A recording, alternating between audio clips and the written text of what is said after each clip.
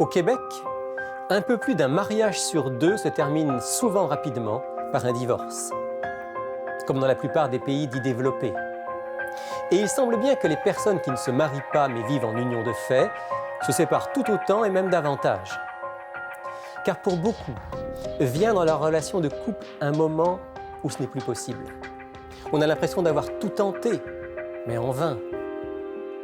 Avec mon invité d'aujourd'hui, je vous parle d'espoir et de nouveaux commencements, quand apparemment il n'y a plus rien à faire.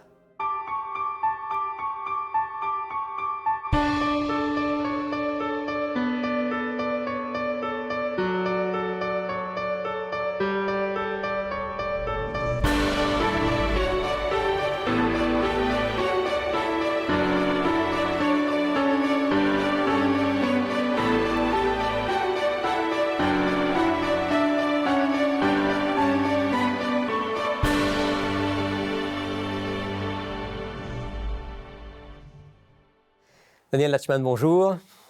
Bonjour. C'est un plaisir de vous retrouver dans l'émission Il est écrit. Pour aujourd'hui parler à nouveau de couple, de famille, d'espoir, de restauration. Mais avant de parler de cela, il faut bien qu'on parte d'un constat. Ce constat que j'ai fait en allant sur Internet, en préparant l'émission, et en me rendant compte que beaucoup de couples, qu'ils soient mariés d'ailleurs ou pas mariés, vivent une séparation, un divorce aux alentours de 5 à 6 ans de mariage. Je pense que je ne vous surprends pas avec cette statistique. Pourtant, ces gens-là, lorsqu'ils se sont mariés, lorsqu'ils se sont engagés l'un envers l'autre, ils y croyaient. Ils pensaient que c'était possible d'être heureux et heureux pour la vie. Alors, est-ce qu'ils étaient simplement dans l'illusion ou est-ce qu'ils portaient en eux quelque chose qui était tout à fait normal ? Cela me rappelle cette parole qu'on avait adressée à Jésus il y a déjà 2000 ans.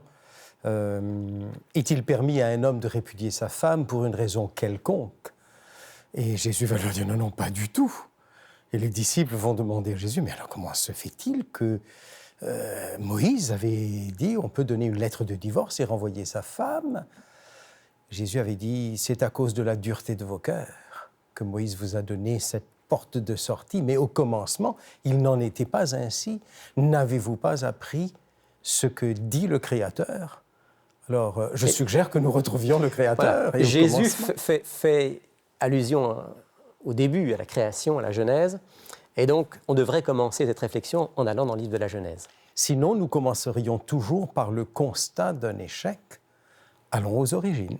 Alors, allons aux origines, prenons notre livre qui est notre livre de référence dans l'émission Il est écrit, c'est-à-dire la Bible, et allons dans le livre de la Genèse, au chapitre 2, où il est question là donc du premier couple, qu'on appelle traditionnellement Adam et Ève. Et au verset 18, Dieu dit, je lis donc Genèse 2, verset 18, l'Éternel Dieu dit, « Il n'est pas bon que l'homme soit seul, je lui ferai une aide qui sera son vis-à-vis. » Alors là, c'est très intéressant. Après avoir dit cela, on aimerait le voir immédiatement emmener Ève vers lui, mais non, il amène tous les animaux qui ont été créés vers lui, et Adam les voit, les admire, les nomme. Les nomme, oui, et ça c'est très important en hébreu, tout ce que cela veut dire. Nous n'avons pas le temps d'y aller, mais il ne trouve pas quelqu'un qui soit semblable, qui soit son vis-à-vis, avec qui il peut entretenir une relation d'égal à égal et de bien-être. En fait, ce que Dieu est en train de faire, c'est qu'il fait naître dans le cœur de l'homme ce désir, ce besoin d'avoir une compagne. Certainement, ou reconnaître ce qui est déjà en soi. Alors, à la question, les couples qui se marient pleins d'espoir ne sont pas remplis d'illusions. Cela vient de Dieu. C'est le don de Dieu à l'être humain de vouloir, et le texte le dira plus tard, quitter maman et papa, quitter un lien de sang extrêmement fort. Il y a eu des guerres pour des raisons de lien de sang. Pour laisser ça de côté et transcender un lien de sang pour un lien spirituel. L'homme quittera son père et sa mère, s'attachera à sa femme, et les deux deviendront une seule chair. Il y a un projet de bonheur exceptionnel. Justement, quand Dieu crée la femme, il l'amène vers l'homme qui pousse un cri d'admiration, je ne sais pas comment il faut dire. Hein. Mon professeur d'hébreu traduisait le cri de Adam par « ouf, enfin ». Celle que j'attendais. Oui. Que j'attendais. L'os de mes os, la chair de ma chair. Et Dieu, à ce moment-là, dit, et là, on peut peut-être lire le passage, c'est dans Genèse 2 toujours, verset 24. « C'est pourquoi l'homme quittera son père et sa mère, s'attachera à sa femme, et ils deviendront une seule chair. » Oui. Pourquoi échec? Plusieurs raisons, plusieurs circonstances, plusieurs causes, mais certainement l'une qui est fondamentale ici, c'est quitter maman et papa. Nous pourrions évoquer d'autres personnages dans la Bible, certainement nous aurons l'occasion d'évoquer ces personnages qui, finalement, n'étaient pas dans une situation de maturité intellectuelle, émotionnelle, psychologique. Il faut pouvoir quitter avant de s'attacher. Pour s'attacher. Tout à fait. Donc, soi-même, être décidé à vivre la vie que Dieu en réserve pour nous, se détacher et s'attacher. Et devenir une seule chair, ce qui signifie, bien sûr, probablement la sexualité, mais au-delà, le fait d'être une unité qui va tenir bon, et dans le projet de Dieu, qui va tenir bon pour la vie. Oui, en effet. Et cette sexualité, Dieu y attache une joie, un plaisir, un épanouissement qui montre que Dieu veut vraiment le bonheur. L'attachement de l'un à l'autre, ce n'est pas la découverte d'un plaisir qui disparaît comme au temps des cerises. Non, c'est un élément constitutif de l'attachement et du devenir de deux personnes différentes, de deux clans, de deux tribus, de deux nationalités différentes, qui par ce miracle de l'amour supérieur, de se choisir et de s'attacher. Maintenant, j'ai envie de vous dire, c'est très beau, ce qu'on vient de dire, mais je reviens à la réalité de tout à l'heure. Beaucoup de couples ont démarré, même des couples chrétiens, des couples qui connaissaient ce texte, qui ont cru, ont démarré leur vie de couple, ont démarré dans le mariage, persuadés qu'ils allaient vivre jusqu'à la fin de leur jour ensemble, heureux. Et puis, on le disait tout à l'heure, 5 ans, 6 ans, parfois un peu plus, et on arrive à ce moment où on se dit, c'est pas ce que je pensais, l'autre n'est pas ce que je pensais, c'est plus possible. Et on arrive à une rupture. C'est tellement vrai, je l'ai vécu dans ma chair. Ma femme et moi, nous avons commencé comme tout le monde, dans un amour, dans un moment extraordinaire, dans une construction et beaucoup de rêves et de désirs de réussir. Et puis, tenez, curieusement, je crois que c'est dans la 8e année, après notre mariage, eh bien, on a parlé divorce. Parce qu'on avait, je pense grâce surtout à ma femme, de voir la réalité en face. On ne peut pas continuer, nous sommes en échec.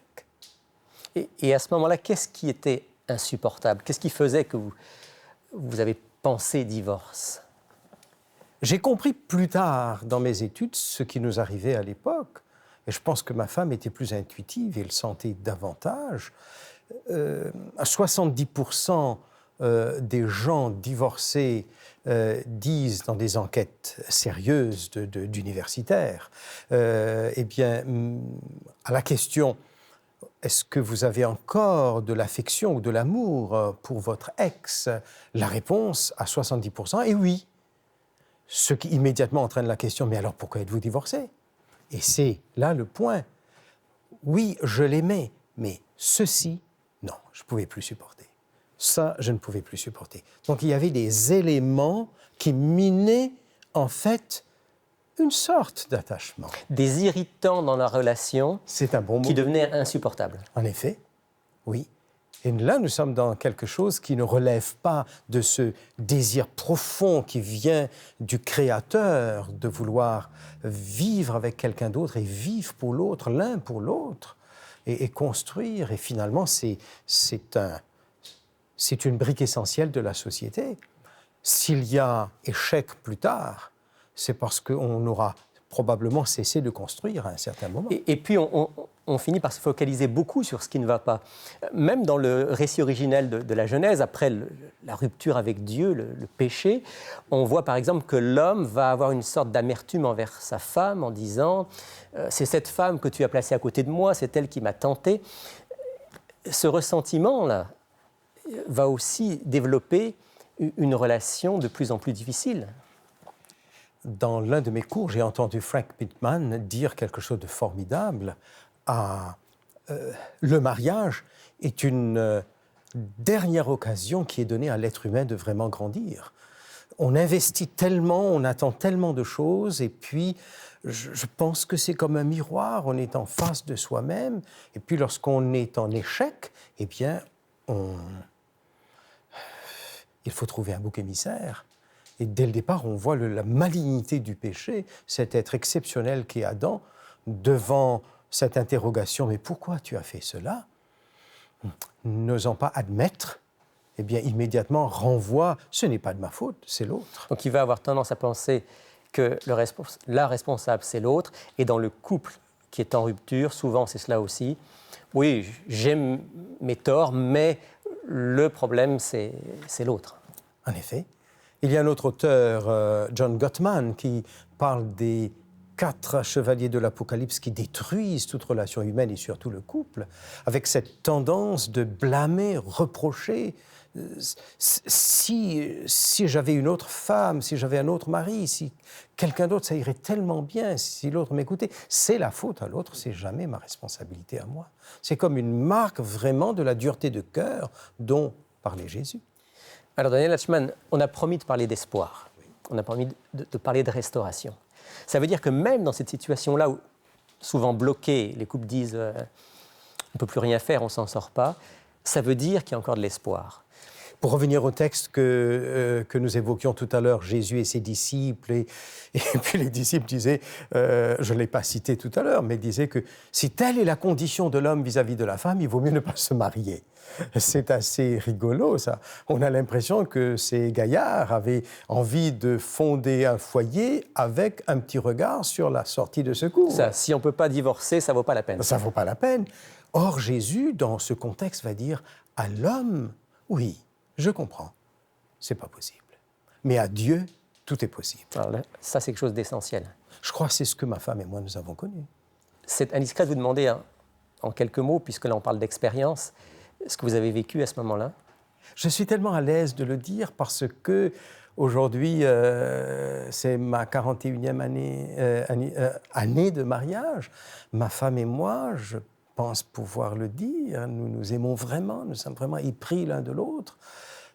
Comment cela arrive? Eh bien, il y a eu ce désir, ma femme aime rappeler cela. Il faut être à 2 pour désirer de repartir à 0 et de repartir avec le Seigneur. Je crois que c'était clair, vraiment très ancré en nous. Nous avons promis devant Dieu, nous nous sommes engagés devant Dieu et Dieu s'est engagé de nous aider. Et alors, nous avons construit ensemble. Ça n'a pas été facile parce qu'elle était complètement cassée dans son désenchantement à mon égard et je crois que je méritais bien ses reproches. Mais moi aussi, j'étais cassé en moi-même. Il a fallu reconstruire par-delà les sentiments négatifs, les déceptions, les découragements. Il y a eu quelque chose de merveilleux. Dieu nous a vraiment bénis. On a travaillé. Il y a un chanteur québécois, je crois, qui disait « l'amour, c'est de l'ouvrage ». Donc, travailler sur soi, ne plus chercher à critiquer l'autre, mais à faire du bien. Alors, juste rapidement, je ne savais pas qu'un des langages de ma femme, c'était le toucher affectif. On ne parle pas ici de toucher intime, mais vraiment de toucher affectif. De manifester par des gestes concrets l'affection. Tout à fait. Même en public. Oui. Et comme elle était tellement brisée dans ce désenchantement de notre couple, eh bien, j'avais besoin de ramener sur son visage de la joie et de la joie de vivre. Alors, elle a fait tellement de choses pour moi, et puis moi, je me suis mise à m'occuper de sa chevelure, de sa peau, d'apprendre à faire du peeling, à la maquiller un peu. Vous avez chouchouté. Oui, mais je ne savais pas qu'en faisant cela, il y avait un toucher qui, pour elle, les psychologues ou les psychiatres pourraient dire autre chose là-dedans. Elle pense que ça lui rappelait le moment le temps où elle était petite, sa grand-mère jouait dans ses cheveux, etc. Mais moi, j'ignorais tout ça. Toujours est-il, c'était dans un désir de faire du bien à l'autre. Et petit à petit, les émotions négatives, les ressentiments ont disparu. J'ai découvert ce que j'ai appris plus tard, que quand activement on s'attache à l'autre, on fait ce qu'il faut faire dans le regard, dans les gestes, dans l'action, eh bien, c'est là l'espérance. Dieu fait fleurir des émotions. Et c'est intéressant peut-être de le noter parce que une de mes profs dirait je viens d'avoir un moment de croissance là parce que j'ai eu comme quelque chose qui a serré au niveau de ma gorge parce qu'il y a eu des moments pénibles, mais par la grâce de Dieu, nous avons grandi tous les deux. J'entends deux choses, en tout cas dans ce que vous me dites, et vous allez me corriger si je me trompe.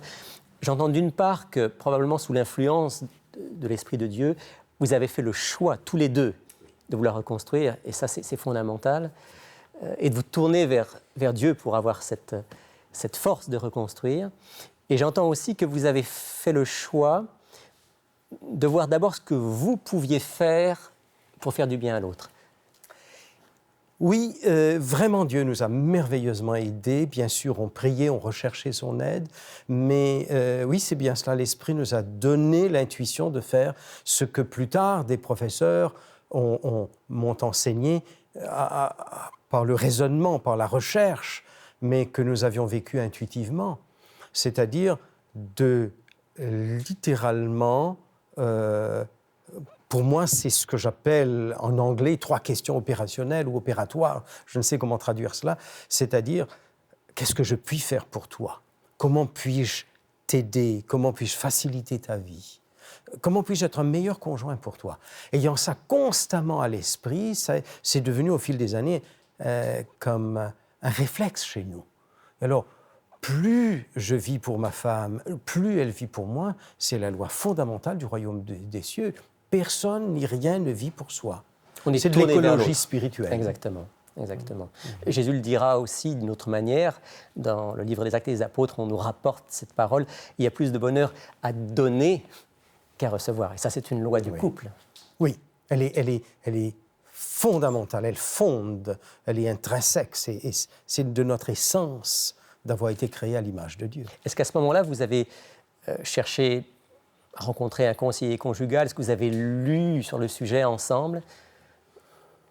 Je ne me rappelle pas avoir lu ensemble, mais oui, on cherchait beaucoup, on lisait beaucoup, nous n'avions consulté personne. Certes, un collègue pasteur nous avait aidés. Je me souviens, un jour, il était venu chez moi et puis après m'avoir écouté sur tout ce que j'avais à dire contre cette mauvaise femme qui rendait ma vie difficile, eh bien, finalement, il m'a dit « Daniel, cette femme, tu l'as bien méritée. » Ça a été dur, je voulais l'étrangler. Comment il ose venir, soi-disant, me consoler? C'est comme un ami de Job, mais il avait tellement raison et par la grâce de Dieu, j'ai attrapé par le mauvais bout, peut-être, certes, mais serré les dents en disant « Non, on ne m'y reprendra plus.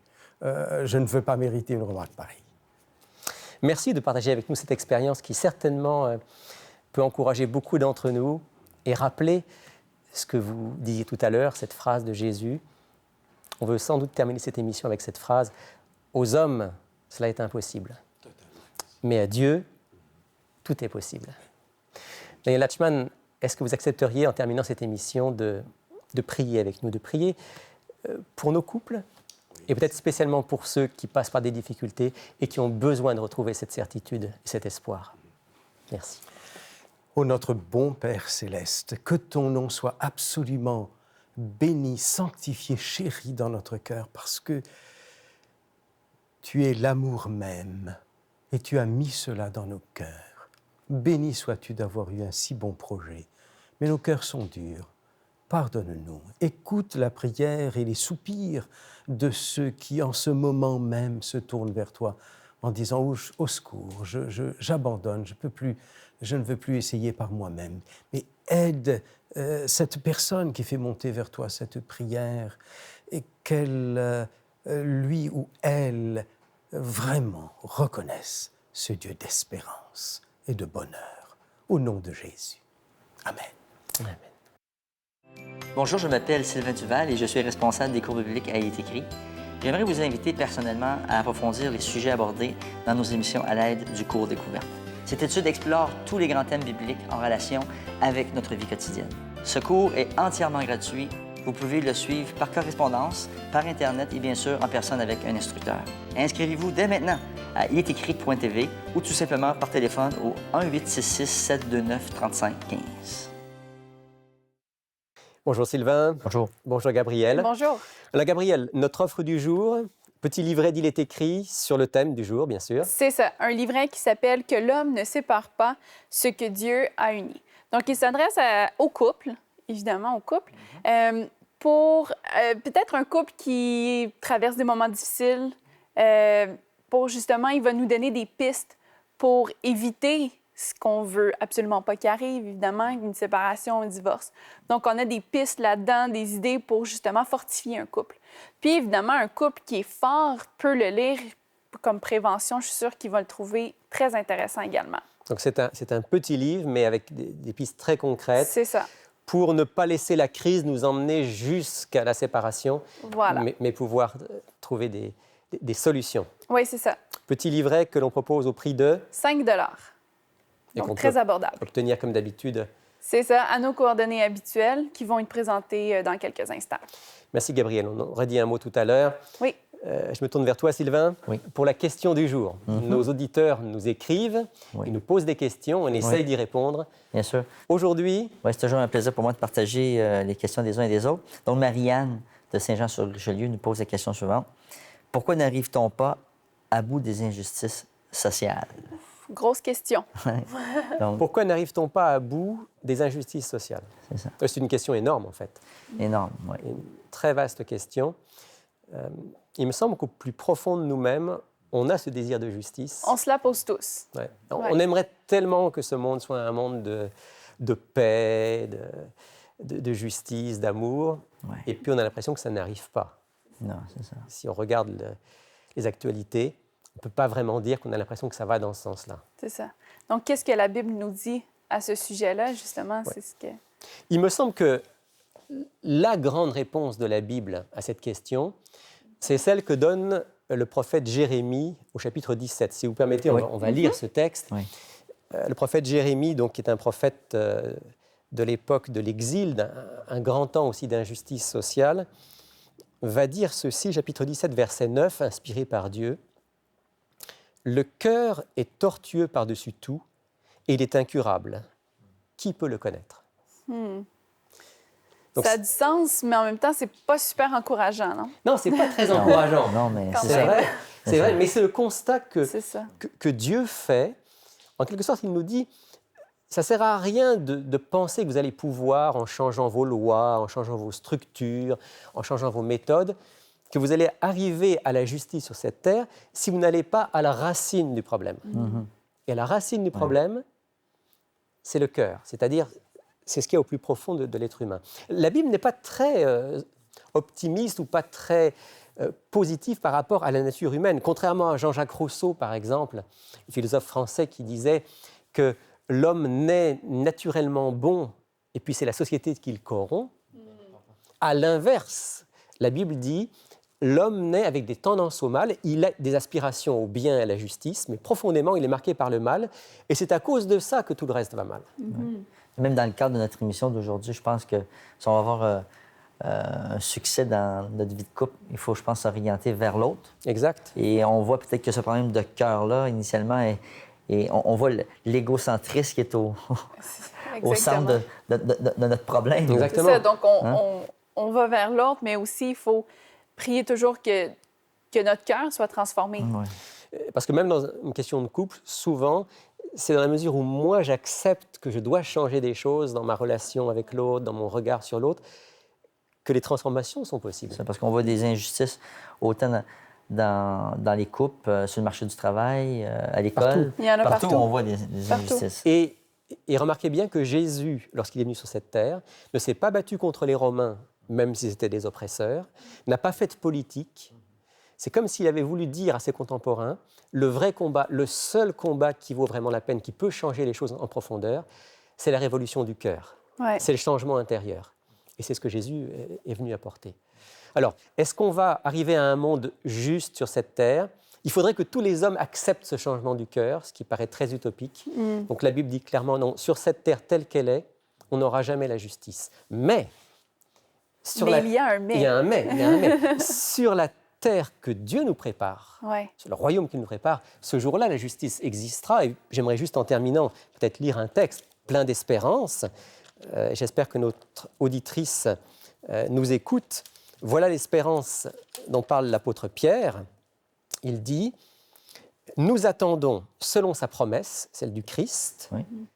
de nouveaux cieux et une nouvelle terre où la justice habitera. » Bon, alors ça, c'est plus encourageant. La Quand justice même. vient, Ouais, c'est ça. mais Ouais. elle viendra pour tous ceux dont le cœur aura été changé Ouais. C'est ça. et qui accéderont à ce royaume de Et Dieu. aussi, cette justice-là peut commencer à habiter dans notre cœur. Exactement. Ouais. Pour ceux et celles qui veulent l'accepter. Et on peut déjà C'est autour ça. de nous être des ferments de cette Ouais. justice. Gabriel, avant qu'on se sépare, juste un rappel. Oui. Ce livre qui peut aider les couples en difficulté. Oui. Le livret « Que l'homme ne sépare pas ce que Dieu a uni » à 5 $. Et voici maintenant comment vous pouvez vous le procurer. Pour commander l'offre du jour, n'oubliez pas de nous donner le titre de l'offre ainsi que vos coordonnées. Pour effectuer votre commande, écrivez-nous à Il est écrit, casier postal 99, succursale Rosemont, Montréal, Québec, H1X3B6. Vous pouvez également passer votre commande sur le web à ilestécrit.tv ou par téléphone au 514-729-3515 dans la région de Montréal et sans frais au 1-866-729-3515 pour l'extérieur de Montréal. Sylvain, dans notre section « Il est écrit sur le terrain », j'aimerais qu'on rappelle aujourd'hui à nos auditeurs l'existence du Centre Il est écrit à Montréal. Oui, bien sûr. Moi, je suis très heureux aujourd'hui de pouvoir inviter les auditeurs et les auditrices du programme est écrit dans la région de Montréal, pouvoir les inviter ici au centre pour chanter ensemble, célébrer ensemble. Alors, qu'est-ce qui se passe? En quelques mots, quelles sont les activités proposées au Centre Il est écrit? Bien, écoute, vers 10h30 le matin, j'invite les gens à pouvoir arriver. On a un moment de louange, on chante ensemble. Ça, c'est le samedi matin. Oui, le samedi matin, c'est ça, à 10h30. Puis on a un temps pour même des fois donner des témoignages, partager.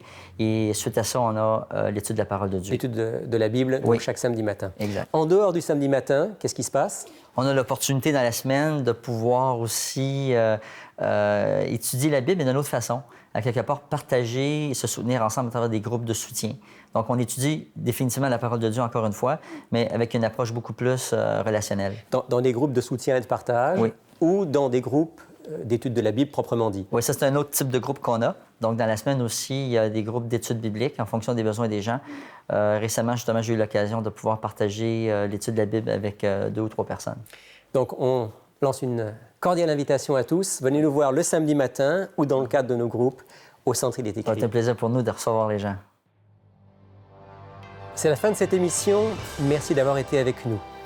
Je vous retrouve la semaine prochaine, mais d'ici là, souvenez-vous, il est écrit « L'homme ne vivra pas de pain seulement, mais de toute parole qui sort de la bouche de Dieu. »